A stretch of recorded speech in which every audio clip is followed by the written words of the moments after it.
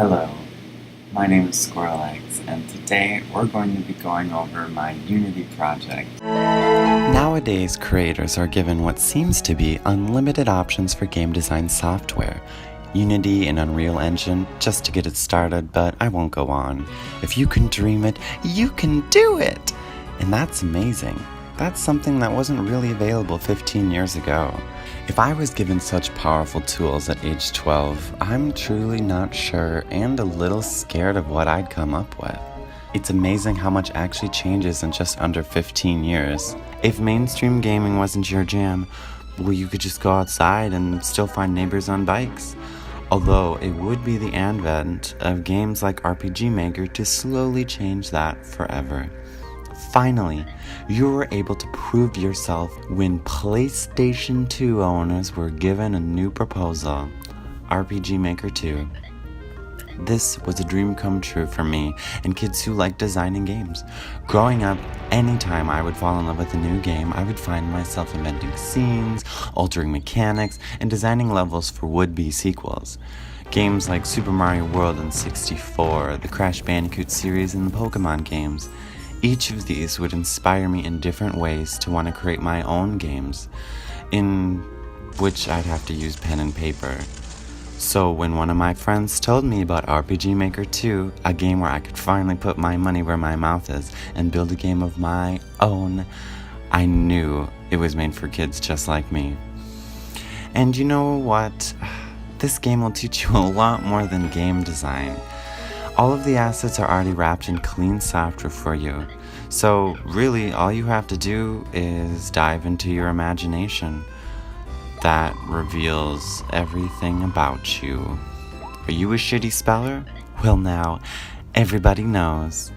Here, anything you make is akin to wearing your heart on your sleeve. If you're a diehard Oddworld fan and you decide to make said mechanics in your game, well, there you go. You just made your own Oddworld, or Pac-Man, or whatever this is. Now, back then, I wasn't the same hypercritical asshole I've become today. I was just a kid who thought naming characters poopy! Was funny. And that having all my family and friends die in lava was, well, one of the most climactic scenes in video game history. So, allow me to share what I created all those years ago. I'll be going through the game menus and show you what possibilities lie ahead if you want to dive into this now legacy software. This is RPG Maker 2. A long time ago, before software like Super Mario Maker would exercise the world's collective need to create puzzles to share, there was a much more humble game available. And that was RPG Maker 2, the first 3D game design software for the PlayStation 2. When you boot up RPG Maker and wait that minute it takes to finish loading, you're first presented with a game capture type cutscene of the pre-installed example game. This not only gets you excited at all the possibilities RPG Maker has in store, but also introduces you to the pre-installed game and assets that are available if you need a frame of reference as to how to make your own dream game. I'm going to take a moment and praise the software for its unique feel for a PS2 game. It looks like traditional PC software and includes features that allow you to customize the background music that plays while you're creating, and you can even change the UI sound effects that play as you edit. Not to mention, you can utilize a built-in screensaver. How frickin' thoughtful is that?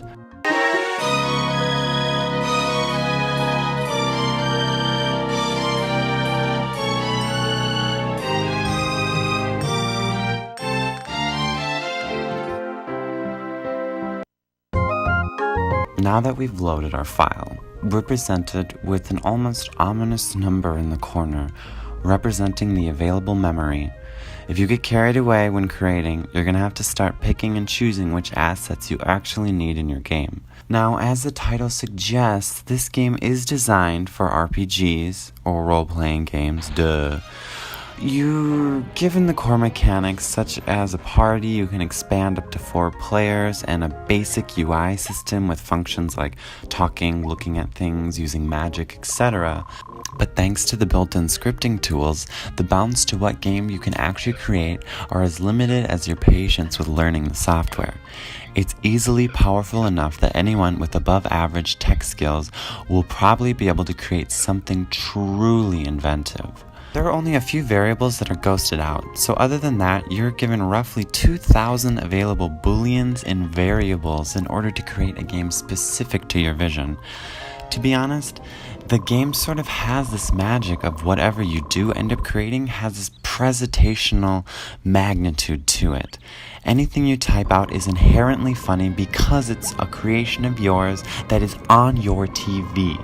Remember, this was 2003, and the most you could customize prior to this was usually just preset character names. Most games never gave you a chance to create anything original, so seeing the names of your friends and family saying outrageous or just plain dumb text wasn't just funny, it was truly LOL-inducing content. There was always this anticipation I would experience even while playing this game alone, a drive no other game could offer me. For the first time, I didn't feel like I was wasting my time while playing a video game. I knew that my hard work would pay off when getting to show this off to other people. With all the other amazing tools to build levels, customize sound effects and music and visuals and everything, the preset enemies come in and only allow you to pick from a roster of pre-designed models and animations and simply recolor them. Now, to be fair, I doubt I would have had the follow-through as a 12-year-old to not only create characters and enemy models from scratch and nonetheless animate them, but when you're given as much freedom as this game does with visuals and the dungeon and world design, and how core mechanics can be flipped on a dime using the scripting software, it makes settling down into anything set in stone a tough pill to swallow. Not to mention designing a battle system where the enemy's levels match that of your party's for the duration of the game without either side being too OP at any moment wasn't as easy as Pokemon would have you believe. Unlike every other video game released, where you're told exactly when you've completed it, in RPG Maker, that job of making an ending falls on you. It's easy to just create endlessly, throwing idea after idea into the fire. Are you bored of writing scripts to run the scenes and events? Well, then spend hours adjusting the terrain, designing complex dungeons and puzzles, or creating items to use. Before I end this retrospective, I feel it important to mention the amount of typing needed to play this game. Without a USB keyboard, you're looking at having to type out everything one character at a time. This doesn't mean the controller isn't fully utilized. Each button and analog stick is repurposed depending on the screen or tool you're using. And if you're ever lost, then the characters from the pre-installed game are always there to assist you. Kind of a neat little tie-in. But without the keyboard, I guarantee the type of game you will make will not include a lot of text boxes. Looking back 15 years later, I traveled to a lot of friends and family's houses to share this, and I would end up creating scenes for those real-world locations. To me, playing RPG Maker was more about sharing unique laughs with my friends, the kind of esoteric humor that you can only enjoy by imagining such inside jokes. And that's where the magic of having this game at that moment in time was. With these same tools available today, the stakes have never been higher. And those lofty expectations can easily creep in and overwhelm anything you might want to create. Seeing other people create ideas and game function reminiscent of yours can be very demotivational. With RPG Maker, there was none of that. You didn't need to make a game that would appeal to the masses, or even compare to anyone other than the kids that you're already hanging out with. This was your game, your memory card, and yours alone. Not going to lie, using Unity is what drove me to unbury my old PS2 and scour my old save files for insight. I wanted to know what made me tick back then so effortlessly. To me, it almost seemed like having the limitations RPG Maker imposed on you made game design easier. Now that I can literally do anything, a VR app for dogs on whatever system I wish it for, well, it makes needing to plan and have a master plan so much more important. And that can take some of the fun out of it. It can make game design a chore and something you're almost expected to do rather than just want to do. If there's anything you take away from this, I hope it's to enjoy what you're doing and don't worry about finished projects so much. I know this sounds opposite of what everyone else tells you. What happened in my case was I learned universal tools that help pave the way for other software, like Game Maker and Unity. And if I never purchased RPG Maker and used it when I did, I may have never had the palate to want to explore further and have been content playing other people's games for the rest of my life. The computers and tools we have today seem so concrete and final because they are, but imagine what will be available to those 15 years from now. If you spend your best energy stressing and not enjoying the projects or games, then that will be what your moment in time will end up being. Game design and game testing can open up new ways of thinking, and I encourage anyone who is interested in game design to start somewhere. Today, there is endless tutorials and content for whatever path suits you. You can actually bring to fruition anything you bring yourself to do, and that's powerful. That's something that wasn't really available 15 years ago. And now I'm not recommending you to go out and get RPG Maker 2. It's aged beyond words, and that brings me to now. My nostalgia-ridden self only found one review for this game. Now, the first thing I noticed about this game is in order to play, you need a lot of patience. I'm talking about the patience where you're waiting for the washroom about 30 minutes. I'm talking about the patience where you're in the waiting room for about 3 hours. And I can understand why. This game is outdated. It's trapped on an old console with no online functionality, and it was released pre-YouTube era.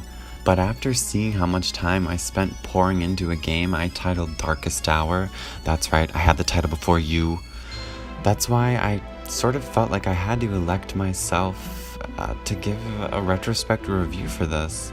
There are endless possibilities, and it's so easy to be overwhelmed and to lose motivation. But looking back on gems like this and seeing how I was able to pump out seemingly endless content for little to no audience, it really opens my eyes to what the future will hold. And it makes me realize how much living in the moment and making each day count really does matter. It may seem like little to nothing while you're in the thick of it. If you do want to try to create something using RPG Maker 2, it's easily addicting because of the amount of different creation modes available. When playing this game, there are times when the novelty of one mode may wear thin. Thankfully, there are enough soundtracks, design tools, and the ability to test play whatever you want whenever you want to keep you engaged and entertained. Eventually, let's say you do finish your game and you're ready to release it, you can wait for YouTube to be invented and share it there. Feel free to add a link in the comments, and I thank you truly for joining me on this journey to game design past.